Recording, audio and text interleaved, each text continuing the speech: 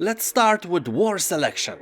This is a real-time alternative history strategy with base building, resource extraction and warfare. Here you'll battle for supremacy against dozens of opponents on a ginormous procedurally generated map. Even 15 versus 15 skirmishes are available, but sadly the game doesn't have such a big community to actually make it work. So forget all that epicness right away. Just like you forgot your dream of becoming an outstanding penis doctor long time ago. Here every player starts in the Stone Age and then goes through 7 historical eras by the process you are very familiar with from the Age of Empires. When I say familiar, I mean a ripoff, but nobody cares about that, including me. My whole youth I was buying Abidas or Abiba sneakers from a local market and they were protecting my feet just fine. Game has very positive reviews on Steam, but I have also found a lot of unhappy comments about the toxic community. Game is free to play and free stuff always attracts a lot of kids who can only feel manly enough if they say something mean to you. But we all know that is because they have a very small peepee and not even an outstanding penis doctor could help them.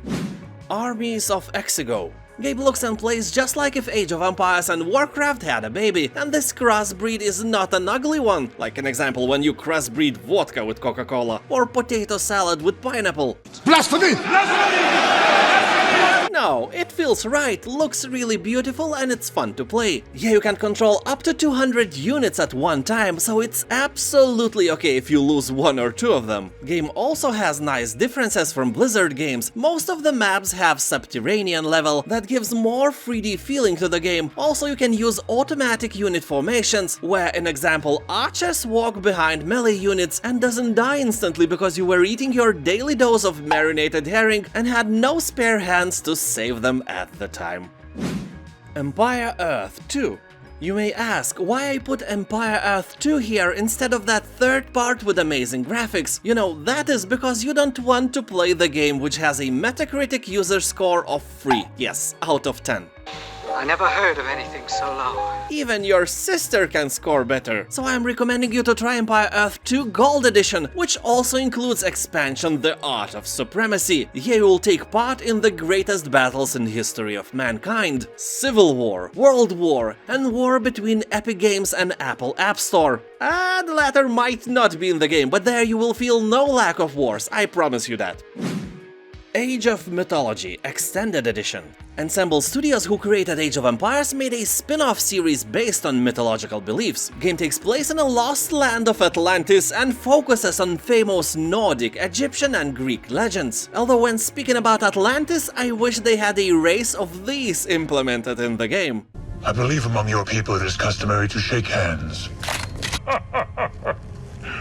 Just a little wraith humor. Nah, sadly, no handy life-sucking vampires here. That also includes your mother-in-law. Age of Mythology Extended Edition comes along with the expansion and the additional Golden Gift campaign. Now that is nice. In-game you will train and use mythological creatures like Minotaurs, Cyclops, and other well-known monsters created thousands of years ago. Yeah, back in the days it was really easy to impress. If you put a cow's head on a man's body, everyone was like, "Oh, wow, so inventive. Are you a genius?" Or if you draw a man with 1 eye instead of 2, that was the pinnacle of the creation back then. And now we look at Lady Dimitrescu's final form, and we're like, That's fine, I guess. Anyway, in Age of Mythology you can call upon the gods for assistance in flattening enemy towns with meteors, punish your puny enemies with lightning storms, or drown them in the ocean of their own tears. Also, some new version of the game may be in the works even now. Developer of the title said that he is thinking about the game all the time. Well, most men think about boobs all the time, but hey, who am I to judge? Anyway, it may be a definitive edition or even Age of Mythology 2. I guess we will see that in the next few years.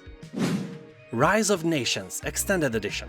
Here you can choose from 18 different civilizations and guide them through 8 different stages of world's history. People in the Steam comments are saying that this is a masterpiece, best game ever, greatest RTS in the world, blah blah and so on. But all of those people are about 40 years old and they have nostalgia because they played the game 18 years ago. Well, I am among those people, so my opinion is biased as well. Although back then I hated that automatic spawning of workers who automatically looked for a task to perform. I think this is a terrible idea because it's neglecting the micromanagement part of the game. What's next? Maybe warriors can spawn too, and buildings can be built by themselves? Why do we even need a player when you can just sit back and watch the game playing itself, right? It's almost the same if you watch some guy eating your potato salad instead of eating it yourself. And yeah, I know, at first I wrote a joke that involved a bunch of ladyboys and various activities between you and them, but then I realized that I will be demonetized and I will have to eat buckwheat for the whole month again. So please construct the joke yourself. It's like puzzle. I gave you pieces, you do the rest. Also, press like on this video now. Show the algorithm that you care. Anyway, Rise of Nations is a great title. I do recommend it without a doubt.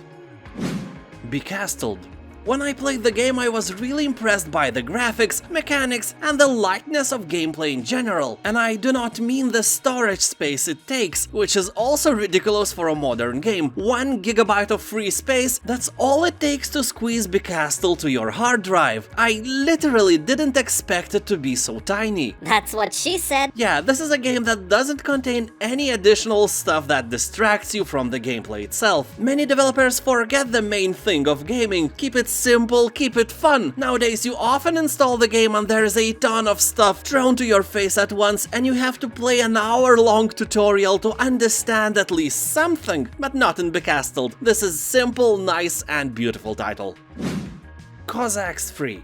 This is a remake of the classic game that originally launched in the year of 2000s. Here you will find 20 nations, 120 different unit types, and over 220 different buildings. That sounds like an overkill, and believe me, it is. But it's also really fun to play. This game is like ultimate epic battle simulator before it was cool. Also, besides the battles on land, you can build an armada of battleships and attack your enemies at sea. Game offers 5 single-player campaigns. Leaning on the history of 17th and 18th century, the game lets you fight massive battles with up to 32,000 soldiers simultaneously on one battlefield. Big number. Yeah.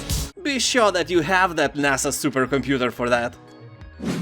Zero AD. This is a free open-source cross-platform strategy game. Works on Zero AD began in 2001 as a mod of Age of Empires 2 and later evolved to standalone game. So this is, as we always say in Lithuania, tas pats bybis tik kitoj rankoj, meaning the same dick just on the other hand. The same Age of Empires, but different, but same. As you can see from the footage, the biggest difference from the original Age of Empires is the proportions of buildings. They are real size compared to your units. Some players hate this setting, saying that it is impossible to command your army with great precision when the fight happens behind those buildings. If you follow my channel, you probably know that we in Lithuania have another nice proverb for this occasion as well. Blogam šokėjui ir kiaušai trukdo, meaning that the bad dancer is bothered even by its own testicles. Don't be that dancer or player in this instance. Anyway, the game is free, you have nothing to lose except your time. And if you have a lower end PC, don't worry, the requirements of the game is really low. Actually, they were low even 10 years ago. Look at that. Look at those requirements. What do we call computers like that? How do we name them, my precious? Potatoes. Yes, that is correct. Empires Apart.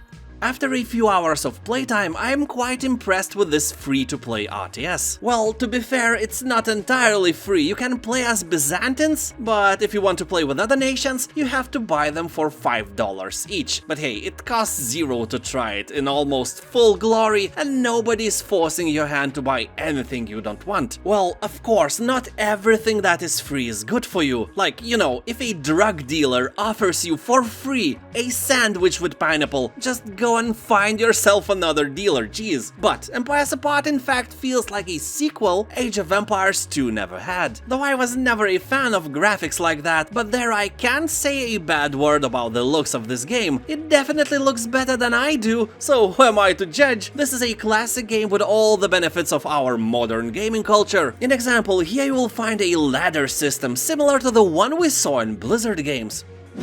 Frozenheim. Last, but let's hope not the least, I think I can bravely say that Frozenheim has amazing graphics, and I was expecting something like this from Age of Empires 4 instead of the Disney princess cartoon makeup style. This is how a new game must look like, and it is being made by a small indie studio instead of giant Normos Corporation. So yeah, Frozenheim is not released yet when I'm making this video. It will be in a week and a half from now, so you may probably already know that this game is amazing or a total failure. It depends when you watch this video. I decided to speak about it when I saw the gameplay. They have almost 7 minutes of video released. You are seeing parts of it right now, and it looks really cool. Nobody can deny that, except I guess deniers of the 7-minute Frozenheim gameplay video. Those guys are ruthless. Frozenheim is really bloody Norse city building RTS game where you have a chance to chop your enemies like butter or hide like a coward behind huge wooden walls and be as puny as possible. Here you can forage, hunt, fish, grow your food and keep your clan safe as the seasons pass. Also seek the blessings of ancient shrines and build temples to win the favor of Asgard. Mr. Asbjorn, I hope you will like this game. And for the end I have a few honorable mentions that could easily replace any of the games in this list. So keep your eyes on Stronghold HD, Stronghold Crusader HD, Stronghold 2, and Stronghold Legends. There are more Stronghold games released, but some of them are not as good as the others. Also, I must mention Northgard, Foundation, and Dawn of Man. Great strategy games, although a bit more different than Age of Empires. But if you like fantasy or medieval RTS, check them out. Thank you for watching, have a nice day, and I'll see you next time with more epic videos like that. Bye!